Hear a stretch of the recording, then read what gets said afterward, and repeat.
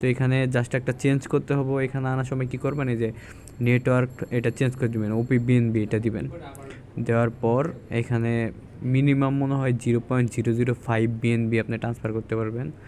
তো $3 $3.5 মতো না, হ্যাঁ, 3.07 মতো লাগবে। টোটাল আপনার $3.5 লাগবে। তো এখানে আমি একটু কম নেব। নেওয়ার পর এই যে উইথড্রোতে ক্লিক দিব, কনফার্ম এখানে ক্লিক দিব।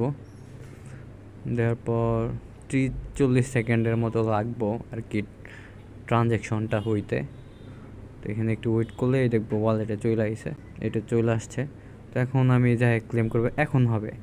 দেখেন ফার্স্টে যখন আমি এখানে নিয়ে আসছিলাম, ফার্স্টে আপনার যখন নিয়ে আসবেন তখন BEP20 দিয়ে নিয়ে আসবেন, পরবর্তীতে OPBNB এটাতে নিয়ে আসবেন।